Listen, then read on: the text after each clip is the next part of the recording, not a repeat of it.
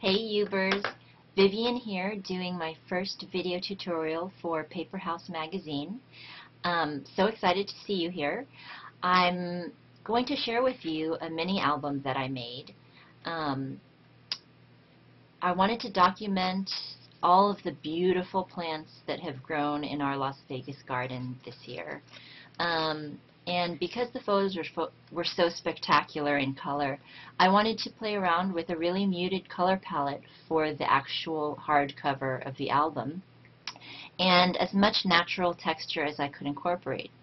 So I have these downy feathers that are just lovely to handle that I picked up at the pond where we walk our dogs every day. I have a pearlized button from my stash, some letters that I die cut from a sheet of DCWV Tradewinds stack, a wooden trinket from Prima, and some natural ribbon from Really Reasonable Ribbon. My covers, when it's possible, I try to recycle or upcycle materials that would otherwise go in the garbage. So I'm using a cereal box that I cut in half, and I cut in half again. And then I have this Zutter corner rounder that I used on the corners of this cover. I also sanded the edges to make them somewhat smoother, and I put gesso on the brown side, and I just very quickly covered the surface using a foam brush and gesso that I had poured, just a little bit that I had poured into the cap of my bottle. I'm doing this because I'm preparing my surface for a technique that I call Faux Granite technique. I've made a couple of videos on this technique before, but basically we need to do this to prepare our surface so that the media that we apply later will show up nicely. I'm also going to apply gesso to a heart that I cut out of Corrugate packaging. So I'm upcycling as much as possible. I had also ripped off some of the edges to just play up the texture as much as possible. I really love adding Corrugate to my projects. And I used my Sizzix Mini Hearts die to cut that out. Once the gesso has dried, I'm going to adhere this piece of natural fiber paper. I believe it's Mulberry Paper. I picked this up at my local art supply store. I haven't really seen it at the major craft stores, but if you go to an art supply store, they have a whole variety of different types of natural papers. And this one has some really subtle little holes in it, and the fibers show up really nicely when you put watercolor on it, which is what we're going to use today. I'm using matte medium to adhere this paper to my cover. What I really like about the matte medium, and why I think it's a good investment, is that it gets my natural papers to stick to whatever surface I'm using. I use this type of paper in watercolor painting as well when I want to add some texture. It gets that paper to stick down, but it also continues to allow applications of paint to absorb into the fibers, which is why I don't use other products to adhere that paper down, because I don't want to lose that absorbency. And you're going to do the same thing with your back cover, and I'm not going to show you what I did because it'll just be redundant, so I'm going to skip forward here. This is where things get really fun, in my opinion. Now that it's dry, that's a little bucket of water, we're going to start applying some dilute watercolor. There's my watercolor palette. And we're going to stick with Hooker Green. I like Hooker Green because it's rather muted of the green colors that I have. But my love of this technique is that it's rather spontaneous.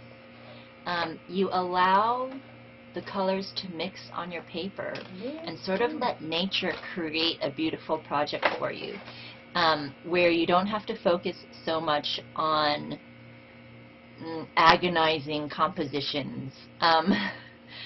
The thing about watercolor to remember is that it goes on a certain color, but it's always going to dry about 2 shades lighter. So as you play around with it, you'll start learning how much you need to apply, how concentrated in order to get the desired effect. Here I'm starting really light, and then I'm going darker. And you'll start to see, just lightly touching on the raised parts where the fibers are a little bit thicker. As you'll see, the colors will start to just move along all those little veins of the mulberry paper. And rather than mix the colors in your palette, after I apply the green, I'll go ahead and apply a magenta. These 2 colors I really like to use together because they are somewhat complementary. See how it just sort of mixes on its own? It's a lot of fun. And because they are complementary, they're sort of going to help, the red's going to help the green pop, and the green's going to help the red pop. What I found with this paper, which has the small circular modeling that happens because of the fibers, was that the effect is very subtle, but still definitely lends a natural effect to your project. Now I'm going in with some more concentrated applications of the watercolor paint.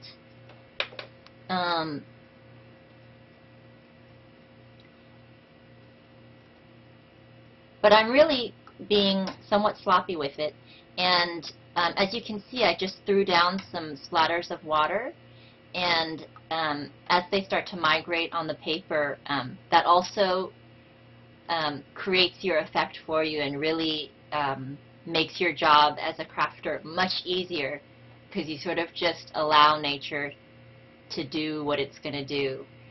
I think it also requires you to be loose and to let go a little bit in your crafting, and that's something that I'm striving for in the projects that I make, is just to be looser, more spontaneous, play around and see what happens. So this technique is great for that.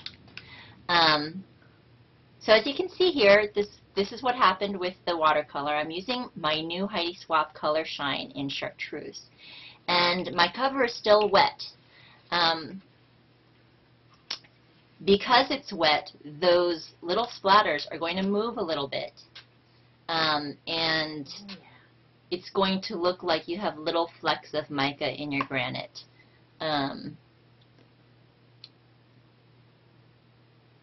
That were always there and not applied on top. I'm doing that on my other cover. This spritz, I just received it a couple of days ago. I'm really pleased. It's got a little ball inside that shakes, so you can shake it. And so far it hasn't clogged on me. And the amount of shimmer is good. It's like a nice, intense amount of shimmer, so I'm really excited about that. I think if you were going for a more pronounced splatter, you would just do this when it was dry. Okay, so now everything's dry, and it's kind of hard to see in the video, but it has a really subtle shimmer that I just really love. And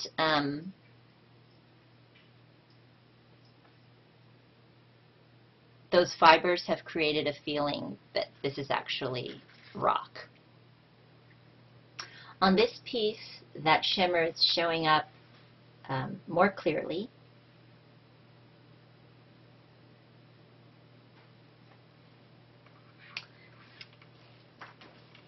And at this point, because these colors, even though there is that magenta in there, feel a little bit, to me, on the cool side, I'm going to add a little bit of acrylic paint. This is folk art acrylic paint I picked up at my local craft store. The color is Tapioca. I'm just going to add that in a few select places.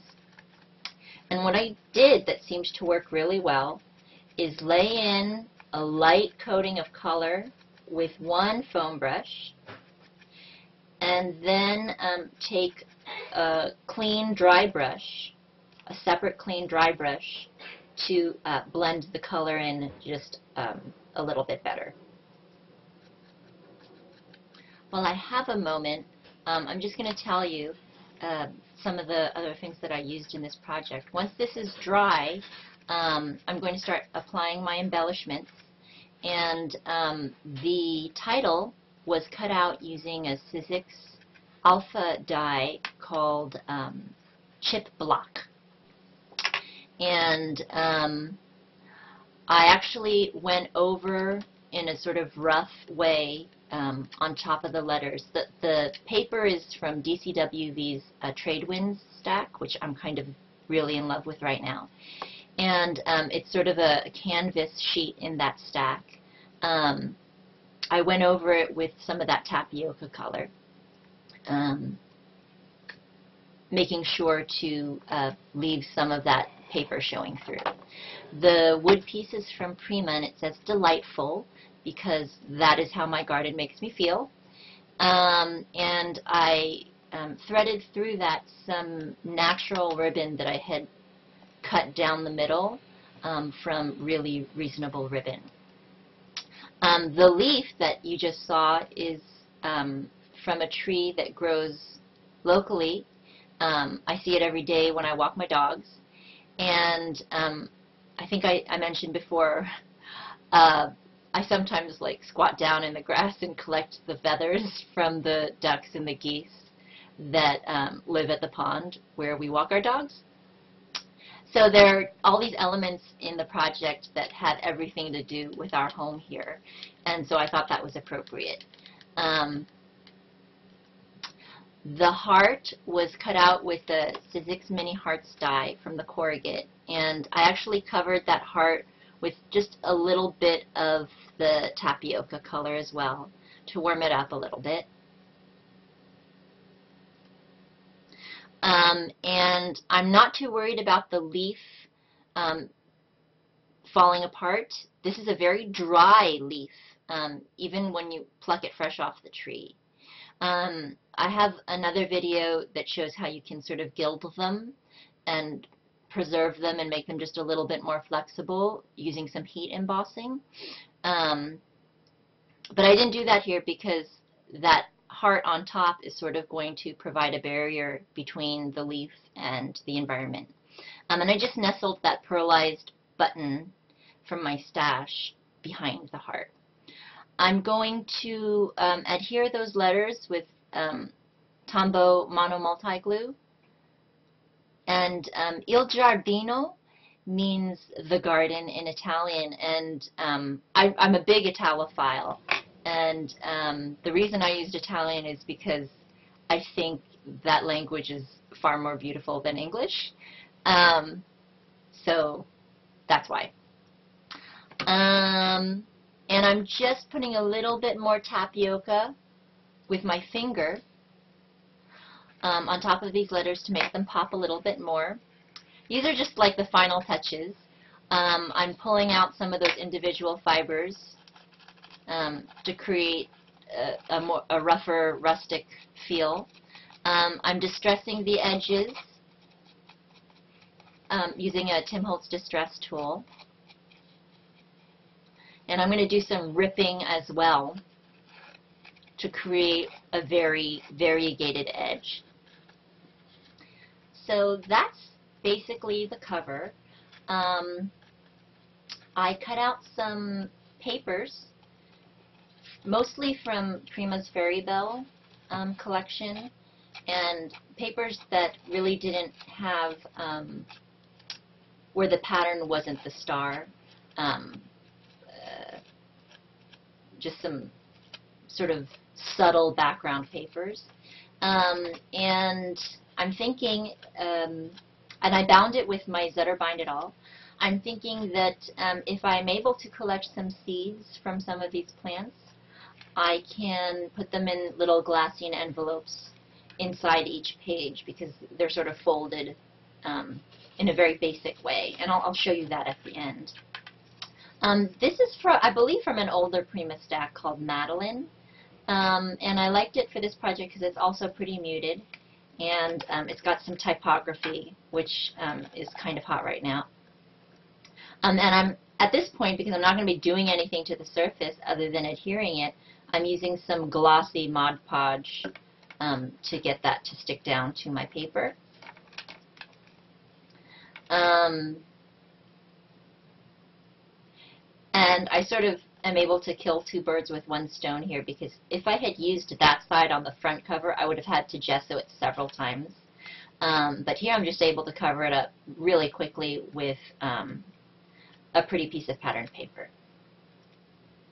And you're going to do that for the front and the back. And the height of this mini album is about 4 inches. So I was able to just shove that into my Zutter without any real settings and eyeball the center and just punch the holes. So as this video comes to an end, I'm going to show you some shots of the album that I took. It's really actually a very basic album. Here you can see the final project with the technique that was what I wanted to share with you today.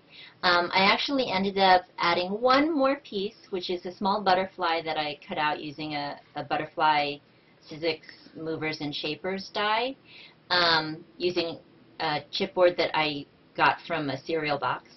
I gessoed that and spritzed a lot of that Chartreuse color shine spray on it.